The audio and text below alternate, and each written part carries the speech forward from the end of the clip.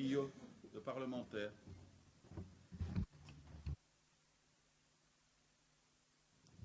On a évoqué 3 qualificatifs. Un dossier ambitieux, un dossier difficile, un dossier drôle. Bon, il n'est pas tellement drôle. Il est certes ambitieux, c'est un dossier qui m'a intéressé depuis le début. J'ai dit à M. Dombes, dès qu'il m'a présenté cette idée, que c'était quelque chose de séduisant, connaissant à la fois son expertise, mais connaissant aussi tout ce que peut représenter la valorisation d'un massif forestier. C'était du reste pas une idée nouvelle, puisque dès 2008, Benoît Ludgen, à ma place, avait lancé une étude sur la valorisation touristique des massifs forestiers, et on avait identifié 8 massifs touristiques. On en a retenu 4, dans lesquels d'ailleurs on commence à investir. Et puis, c'est un dossier qui, par contre, a tout de suite révélé ses difficultés. Pourquoi? Parce que c'est un domaine qui appartient à une commune. Il fallait dès lors qu'il y ait une convention très claire avec la région, de manière à amortir le coût et à garantir à la commune l'ensemble de ses recettes. Un exercice effectivement a été fait par les universités, mais il n'a pas pour l'instant rencontré de consensus. Et il y a toujours des études en cours, que moi j'ai demandé d'ailleurs, pour pouvoir évaluer. J'ai eu bien un chiffre, effectivement, mais qui doit être précisé. On parlait de 470 000 € par an. C'est un dossier qui était aussi difficile parce qu'il a tout de suite été clivant, pour reprendre une expression qui a été utilisée par un parlementaire lors de l'audition de M. Dombes en commission. La formule que le Conseil communal de Nassogne a choisie est une formule qui n'autorise plus à M. Dombes la possibilité de poursuivre le dossier sur la commune de Nassogne. Parce que c'est un bail de chasse, effectivement pour 9 ans, mais qui ne prévoit de possibilité de suspension qu'en cas d'aliénation. Or, il n'a jamais été question de vendre. Lorsqu'il y a un bail amphithéotique, il ne s'agit pas d'une aliénation. Non. Et il a été suggéré à un moment donné au collège communal de pouvoir adapter le texte, pour autant que le collège souhaite encore continuer à envisager cette possibilité. Ça n'a pas été le cas. Et je ne ferai pas comme M. Courard un débat de politique locale ici. Je sais que ses amis sont dans l'opposition à Nassogne. Ça influence peut-être un petit peu, c'est la boutade. Je voudrais simplement dire que la commune a statué. Mais moi, j'avais commencé à travailler ce dossier depuis plusieurs mois, vous le savez. On a évoqué ici et en commission plusieurs fois la démarche que j'avais choisi de préconiser. Pour moi, c'est un dossier important, c'est un dossier difficile à mettre en œuvre. Mais c'est un dossier exaltant, et donc on doit essayer de le faire aboutir. Et donc j'ai estimé que c'était à la région à prendre ses responsabilités, et j'ai demandé à 2 universités, ensemble, d'identifier dans les 8 massifs touristiques forestiers wallons, quels seraient les sites d'un peu plus de 1000 hectares qui pourraient se prêter à une expérience, puisqu'il s'agit bien d'une expérience, telle que proposée par Éric Dombes. Et j'ai reçu le 27 avril, j'ai d'ailleurs la note que je tiens à votre disposition. J'ai reçu la liste et c'était effectivement le lendemain de la délibération du Conseil communal de Nassogne. Dans cette note, les universités me proposent 10 sites appartenant à des communes ou à des CPAS et 5 sites qui appartiennent à la région, 5 propriétés domaniales. J'ai vu le directeur général de l'administration. Et mon attention a tout de suite été attirée par le fait que la forêt de Saint-Michel-Frayre, qui est à peu près une surface de 2300 hectares, avec aux alentours quelques propriétés de 6 communes, pouvait en son sein receler le territoire tel que celui que souhaite Éric Dombes ou d'autres pour faire une telle expérience. Et les universités me proposent un périmètre de 1178 hectares. C'est intéressant parce que à côté, il y a une réserve naturelle, domaniale. Elle n'est pas comprise dans ce volume, M. Mouillard, c'est à côté. Je proposerai d'ailleurs qu'on l'y associe. C'est un territoire dont vous savez qu'il bénéficie d'un mode de chasse tout à fait particulier, puisque ce sont les chasses de la couronne qui en ont la gestion, avec un conseil, qui est présidé d'ailleurs par le directeur général de la DGO3, et avec des méthodes de chasse qui sont celles qui ont la faveur notamment de M. Dombes et d'autres, et qui en plus ont des valeurs pédagogiques et scientifiques. Et donc on a un territoire qui est à côté de Nassogne, qui est à côté du Fourneau Saint-Michel, qui est à côté de la Converserie, et qui se trouve aussi tout près de la forêt de Miroir. Et on connaît l'intérêt du collège provincial pour sa valorisation. Et donc, je vais proposer, avant les vacances, un appel à projet, puisqu'il faut une mise en concurrence, à la fois pour l'association de M. Dombes et pour d'autres, pour pouvoir effectivement, avec des balises qui ont été communiquées par l'administration, eh bien, avoir cette espèce de gestion différenciée de ce petit espace forestier dans les 525 000 hectares de forêt en Wallonie, pour pouvoir démontrer qu'on peut, avec une renaturation, c'est-à-dire une biodiversité poussée davantage dans la multifonctionnalité, et un tourisme diffus, c'est-à-dire une plus-value économique, eh bien réaliser une expérience qui sera certainement profitable à tout le monde. Il ne s'agit pas d'ouvrir la boîte de Pandore et de dire que l'on va cesser les activités de la multifonctionnalité forestière. Il ne s'agit pas non plus d'aller, par exemple, supprimer la chasse.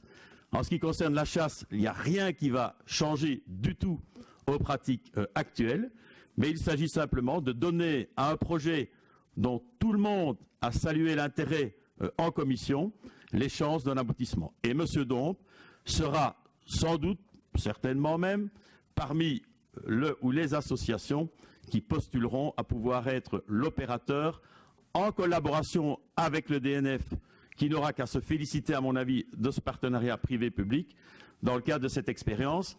Il m'a en tout cas dit son intérêt pour le site, et donc je ne doute pas qu'il répondra à l'appel à projet. Merci. Alors, je reviens vers les parlementaires. Monsieur Courard.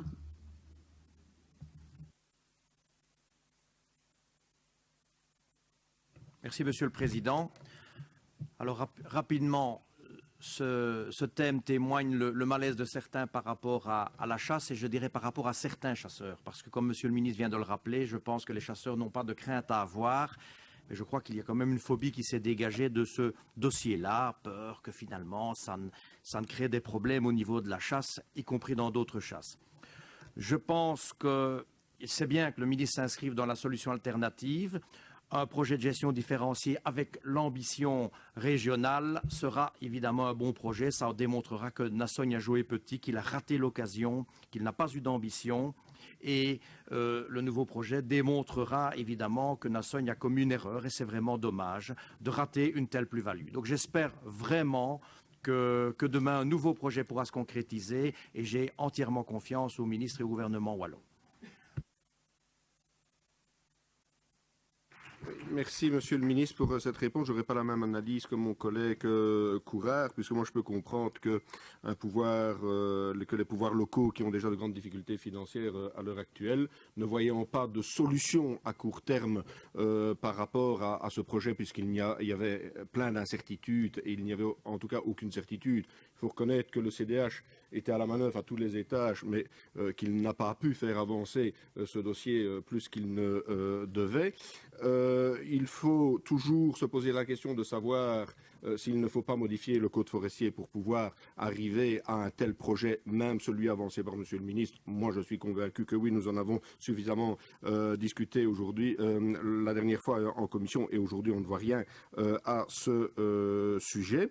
Et Saint-Michel-Freyre, c'est déjà une chasse différente, vous en avez parlé. Il y a une réserve naturelle juste à côté. C'est une gestion civicole tout à fait différente. Il y a le projet LIFE. C'est déjà un site touristique. Il y a des lieux d'observation. Tout ça est géré par le DNF et, à mon sens, très bien géré. Et aujourd'hui, le signal que vous donnez à votre administration, c'est attendez les petits, moi je vais vous montrer, je connais quelqu'un d'autre qui va le faire encore mieux à votre place. Et alors, Monsieur le Ministre, j'aimerais bien que vous me répondiez à cette question, puisque l'échange que nous avons le permet. Moi, j'ai quand même lu que M. Dombes a dit non, moi c'était Nassogne ou rien du tout, et donc je ne veux plus. Il n'y aura pas de plan B. Il l'a dit plusieurs fois. Donc aujourd'hui, vous avez une certitude qu'il va continuer. Et avez-vous des contacts aussi avec d'autres opérateurs? Je vous remercie. Monsieur Fourny. Je remercie le ministre pour la réponse extrêmement complète qu'il vient de fournir et qui marque En tout cas, la proactivité dont il a fait preuve dans ce dossier, puisque non seulement il est vrai que les discussions avec Nassogne nécessitait aussi un contact avec la région, mais qu'ici, faute de pouvoir développer ce dossier, une alternative a été trouvée. J'espère qu'elle pourra aboutir, parce que c'est vrai qu'il faut avoir de l'ambition pour ce projet. Je pense que c'est un projet intéressant, qui mérite d'être développé, qui sera une valeur ajoutée touristique importante pour la province de Luxembourg, et tous les atouts sont réunis. Et donc, contrairement à ce qui vient d'être affirmé, je ne pense pas qu'il s'agisse d'un désaveu du DNF, mais qu'au contraire, il s'agit d'une mise en perspective et en valeur de ce travail de qualité qui a été fait. Et si on a l'occasion de pouvoir créer un nouveau centre touristique d'intérêt régional en province de Luxembourg, moi j'y souscris à 200%. Et j'espère que M. Dombe répondra à l'appel d'offres public qui sera effectué pour justement rencontrer cet intérêt et le besoin que nous avons de tourisme diffus et de développement de ce tourisme dans cette région proche de Saint-Hubert, où, vous l'avez dit, la province de Luxembourg a aussi beaucoup investi dans le domaine de miroir, et des synergies évidentes vont pouvoir s'imposer, notamment aussi avec la capitale de la chasse qui est à côté, à savoir Saint-Hubert. J'ai effectivement pas pris le temps de répondre à votre question par rapport au code forestier. L'administration, dans son analyse, et je la corrobore, indique qu'on ne devra pas modifier le code forestier.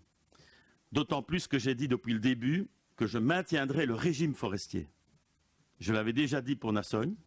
Je pense qu'il faut maintenir le régime forestier. Et je pense que c'est dans le cadre d'un partenariat entre le DNF et l'opérateur qui sera choisi que cette gestion devrait être coordonnée. Par rapport à, et je me réjouis de votre question supplémentaire, par rapport à la réflexion qu'a eu M. Dombe. En réalité, la communication de M. Dombe, quand il dit « il n'y aura pas de plan B », il n'y aura pas de plan B, a-t-il dit le vendredi matin, très tôt le matin, pour Nassonia. C'est-à-dire, il avait prévenu la commune et l'ensemble des conseillers qu'il ne viendrait pas avec une seconde solution si ce qu'il proposait n'était pas accepté. Par contre, il m'a redit son intérêt pour un autre site. Je n'ai pas eu l'occasion de répondre à M. Fourny par rapport au site des Épious. Rien n'interdit non plus un jour une des 10 communes, puisque je les préviendrai tout de même, de l'étude qui a été faite et qui concerne leur territoire, de solliciter un jour la commune et de voir s'ils sont intéressés. Mais je doute que ce soit possible au niveau d'une commune parce que c'est un dossier où, juridiquement et financièrement, il est beaucoup plus aisé avec un territoire régional d'opérer, puisque là, c'est un contrat direct entre la région et un opérateur et non pas l'intervention d'une trilogie. Je voudrais juste encore préciser que par rapport au site que j'ai évoqué, il s'agit d'un site effectivement qui est très bien géré, comme l'ensemble des forêts qui peuvent bénéficier de l'expertise du DNF. C'est tout de même encore un site qui comporte 30% de résineux. C'est encore un site qui comporte toute une série surtout de possibilités, notamment l'intention de M. Dombe, il l'avait dit, on en avait beaucoup parlé, d'avoir des arborétums. C'est une hêtraie. Et on est très intéressé de savoir comment les hêtres vont résister, vous le savez, à la problématique du changement climatique, etc. Donc c'est typiquement justement un site qui s'y prête très bien. Et enfin, pour terminer, j'ai un peu souri parce que vous voir me rejoindre dans l'appréciation que vous faites du travail du DNF, ça ne peut que me réjouir.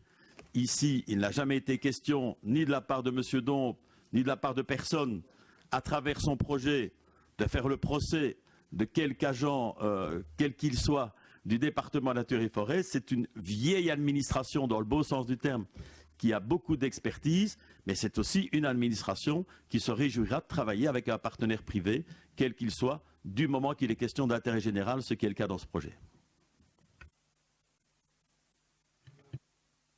Une réaction, M. Courard? Rapidement, Monsieur le Président, dire que je suis heureux de constater que le gouvernement et que le ministre en particulier souhaitent développer une alternative. Je crois qu'il faut absolument concrétiser un projet. Ça donnera une bonne image d'une Wallonie dynamique. Oui, merci, Monsieur le ministre, pour ce complément d'explication. Le DNF appréciera de savoir qu'il a besoin de Monsieur Don pour faire un arboretum et pour savoir pour connaître l'avenir de la forêt wallonne. Et j'ai toujours dit, vous ne m'aurez pas à ce jeu-là, Monsieur le ministre, que dans beaucoup de cas, le DNF faisait très bien son travail. Vous avez bien fait aussi de parler de la province, parce que j'oubliais à quel point le CDH s'était embarqué dans ce dossier et qu'il l'a très mal géré. Et donc, Monsieur le ministre, je suis vraiment impatient de voir le cahier des charges qui va sortir de tout cela et ce qui va être réellement proposé à un partenaire privé non commercial, j'ai lu dans la presse, et voir quel type de partenariat on va pouvoir lier. Mais je suis vraiment dubitatif. Je trouve que le politique, et vous en premier, avez pris ce dossier de manière très maladroite. Je vous remercie. Monsieur Fourny, ultime réaction. Il y en a qui veulent freiner, il y en a d'autres qui veulent avancer. Je salue en tout cas l'action qui est entreprise. Mais Monsieur le ministre, je pense qu'il faut concentrer votre initiative sur la forêt Saint-Michel de Fréhir et ne pas faire en sorte de démultiplier les projets. Je pense qu'il y a là une belle alternative. Soutenez-la, allez vite. Informer par correction les communes qu'il y avait un potentiel, et il y a peut-être un potentiel pour autre chose, parce qu'il n'y a pas que ce projet-là, mais en tout cas, vous avez tout notre soutien pour soutenir l'initiative et faire en sorte qu'elle puisse voir le jour le plus rapidement possible et qu'appel d'offres puisse intervenir avant l'été. Sur cet échange, nous passons maintenant à la question d'actualité.